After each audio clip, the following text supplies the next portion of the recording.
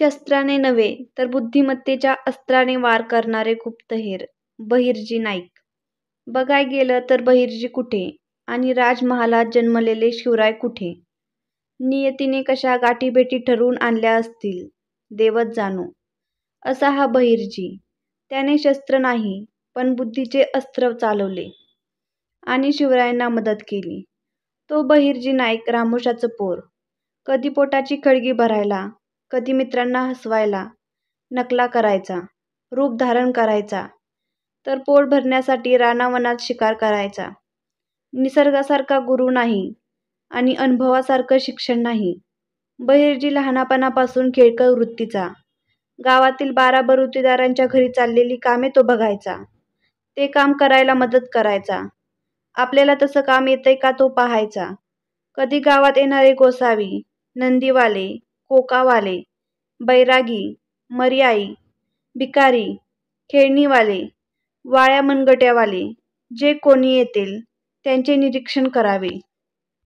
त्यांचे आवाज हुबेहूब काढावे. त्यांचे पोशाख मनात साठवायचा आणि तेच खेळ करायचा. त्यांचे हुबेहूब आवाज काढायचा. लोकांची गमतीशीर भविष्य सांगायचा. पण कोणाला ठाऊक ह्याचे भविष्य काय लिहिले असेल. जर त्यावेळी त्याला कोणी म्हटले असते, तू शिवरायांच्या सैन्यात जाशील. नाही तरी तू शिवरायांचा एक दिवस मित्र होशील असे सांगितले असते तर बोलणाऱ्याला वेड्यात काढले असते. पण नियतीने बहिर्जीच्या भविष्यात काय लिहिले होते ते त्या बापड्यालाही माहीत नव्हते. काही बालकाकडे जन्मजात काही गुण असतात हे विज्ञानानं सिद्ध केलंय. मुलाचे पाय पाळण्यात दिसतात आणि तसंच झालं. शिवराय पुण्यात राहायला आले त्यावेळी लोक पुण्यात राहायला घाबरत होते. लोक राहायला यावे म्हणून जो कोणी पुण्याच्या रानात माजलेला लांडगा मारून आणेल त्याला जिजाऊ आईसाहेब शिवरायांच्या हातून सोन्याचं कड द्यायच्या. बहिर्जीला ही बातमी कळाली. लांडगं मारणे असो वा रानातली शिकार करणे बहिर्जीच्या डाव्या हाताचा खेळ. मारलं लांडगं, कापली शेपटी आणि गाठला पुण्याचा लाल महाल.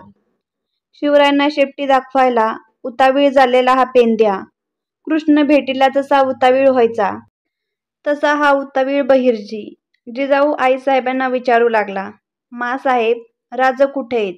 लांडगा मारून ही बघा शेपटी आणलीया. नाव काय तुझं? मी रामोशाचा बहिर्जी. बहिर्जी नाईक म्हणतात मला. अरे पण राज बाहेर खेळायला गेलेत. दाखवलीस ना शेपटी, जा आता घेऊन. पण आईसाहेब एकदा राजे भेटलं असतं तर. मग जा गावात बघ मैत्राबरोबर कुठं लगोरीची खेळत असतील नाहीतर विटी दांडू. त्या मावळीला तरी कुठं माहीत होतं की आपण सांगितलेला कृष्ण जसा यमुनेकाठी पेंद्या वाकड्या सुदामाला घेऊन बाललीला करत होता तसा आपला शिवकृष्णा ताना, बाजी, संभाजी यांना घेऊन गनिमांना ठेचण्याची तलवार लीला इतक्या लवकर खेळेल. बहिर्जी शोधत शोधत रानात आला. तेवढ्यात मोर ओरडल्याचा आवाज झाला होता आणि लगेच पोरांचा गलका ऐकू येऊ लागला. बहिर्जी पुढं गेला. शिवाजी राज आणि पोरं विटीदांडू खेळत होती. एवढ्यात बहिर्जी बोलला, तुमच्यात शिवाजीराज कोण हायत? एवढ्यात शिवराय पुढे आले. का रे मीच शिवराय. काय काम आहे? राजमुजरा तुम्हाला बघायचं होतं. मी लांडगा मारून आलोय. आईसाहेबांकडं दिलं पण म्या म्हणालं मला राजांना भेटायचंय तर त्या म्हणाल्या गावात खेळायला गेल्यात आणि तुम्ही तर सगळे रानात. राजे मी येऊ का तुमच्यासोबत खेळायला? तुला काय काय येतं? मला सगळं येतं. मी शिकार करतो, तलवार चालवतो, कुस्ती खेळतो आणि बरं का मी भविष्य पण सांगतो. तेवढ्यात सगळी पोरं वरडली, मग सांग बघू आमचं भविष्य. आणि बहिर्जी सांगू लागला, मी यायच्या आधी तुम्ही तलवार खेळत होता. मी येताच मोर ओरडला. तो मोर नव्हता. तो झाडावर बसलेला एक पोरगा आहे आणि तुम्ही लपवलेल्या तलवारी जाळीत हायता. महाराज थक्क झाले आणि विचारले, का रे तुझं नाव काय? राज. मला बहिर्जी नाईक म्हणत्यात. खरंच तू भविष्य जाणतोस? त्यावर बहिर्जी हसला. राज त्यात काय अवघड? अहो आता वैशाखाचा महिना. या महिन्यात मोर ओरडत नाही. मग मी वळाकलं हितच पोरं असणार. मी यायच्या आधी तुम्ही तलवारीचे डाव खेळत होता. मी येताच तलवारी लपवल्या, पण तुमच्या डोक्याला मुंडासं हायती. मुंडासं बांधून जिवरी कोण खेळतं का? महाराज, आणि मला पक्ष्याचा आवाज बी काढता येत्यात.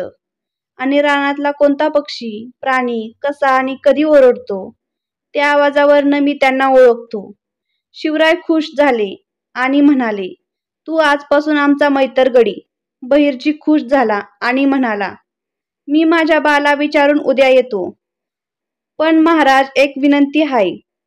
ह्या झाडावर बसलेल्या पोराला सांगा, मोराचा आवाज आज काढू नकोस. पावसाळ्यात मोर आणि उन्हाळ्यात पावशी वराडती.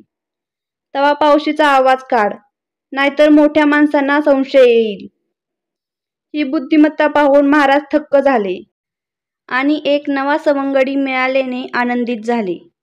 शिवराय आता बहिर्जी बरोबर तलवारबाजी तर खेळत होतेच, पण आता रानातल्या वाटा, चोर वाटा, डोंगर चढणे उतरणे हे खेळ खेळू लागले. आणि यात पुढे असायचा तो बहिर्जी. रानातून वाट कशी काढावी, चुकले तर जागा शोधावी कशी, असे अनेक प्रकारचे शिक्षण वजा माहिती बहिर्जी पुढे लागून करायचा. आणि म्हणूनच तो बालवयातच महाराजांच्या लुटूपुटूच्या लढाईपासून ते एखाद्या किल्ल्याची माहिती हातोहात काढून आणण्याचं काम करायचा. तेव्हापासून शिवराय त्याला गुप्तहेर म्हणायचे. शिवरायांनी रायरेश्वराच्या मंदिरात शपथ घेतली तेव्हापासून बहिर्जीच्या कार्याला सुरुवात झाली. सुरुवातीला जे जे किल्ले महाराजांनी हाती घेतले त्याची सगळी माहिती बहिर्जी पुरवायचा. इतकेच काय, जावळीचा पाडाव करायच्या आधी जावळीची बित्तम बातमी आणि मुरारबाजी सारखं सोनं जावळीत आहे आणि ते आपल्याला हवं हे बहिर्जीनंच सांगितले. आणि बाजी प्रभू सारखे हिरे कृष्णाची बांधल कडून स्वराज्यात आणले. ज्यावेळी अफजल खान प्रतापगडावर आला त्यावेळी पंढरपूर पासून बहिर्जी अफजल खानाच्या सैन्यात होता.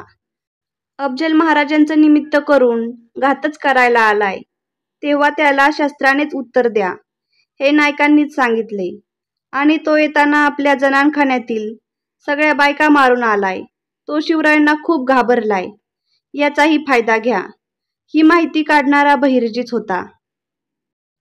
शाहिस्तेखान लाल महालात शिरण्याआधी करतलब खानाला उंबरखिंडीत मारायला बहिर्जींचा सल्ला होता. शाहिस्तेखान लाल महालात शिरला तेव्हा त्याच्या उठण्या बसण्याच्या तपशिलासह सगळी माहिती शिवरायांना ह्या बहादरने कळवली होती. आणि म्हणूनच महाराज शाहिस्त्याला धडा शिकवू शकले. त्या काळी गुप्तहेर संघटना म्हणजे जसा श्री शंकराच्या कपाळावर असलेला तिसरा डोळा संकटाच्या वेळी उघडला जायचा, तसा महाराजांचा हा तिसरा डोळा होता. त्यात सुमारे 3000 गुप्तहेर होते. महाराज आग्रा भेटीच्या अगोदर औरंगजेब बादशाह बरोबर हा पठ्ठा पानविडा खाऊन आला होता.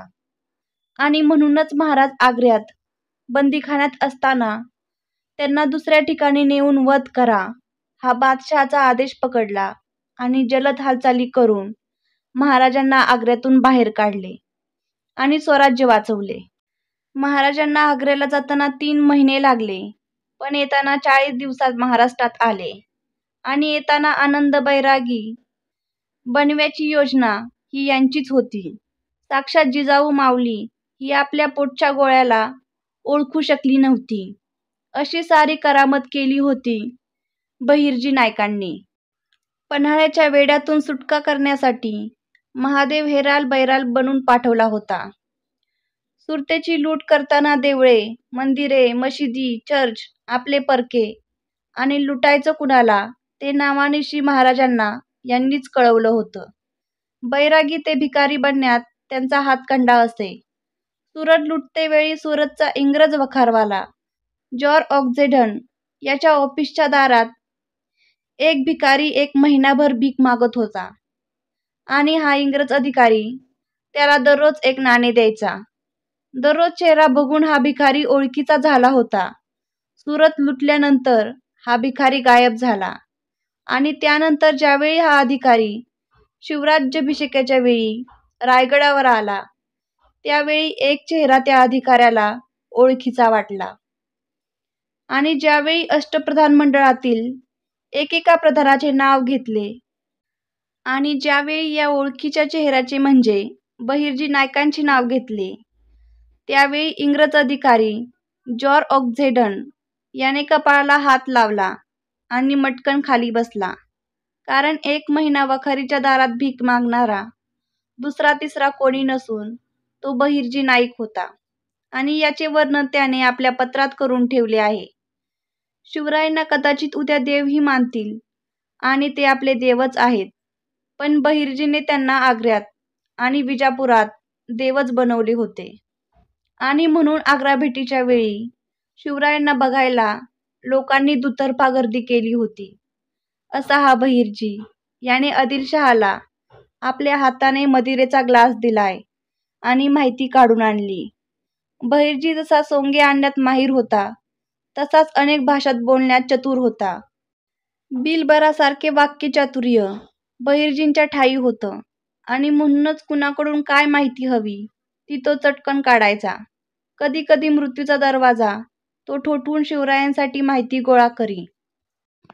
स्वराज्याच्या सुरुवातीपासून अंतपर्यंत स्वराज्य हेच आपले ध्येय मानणारा हा वीर शेवटी शिवरायांच्या निधनानंतर कोलमडलाच आणि आयुष्यभर महादेवाचा जसा नंदी तसा शिवरायाचा नंदी बनून साथ देणारा हा वाटाड्या शेवटी भूपाळगडावर लढताना जखमी झाला.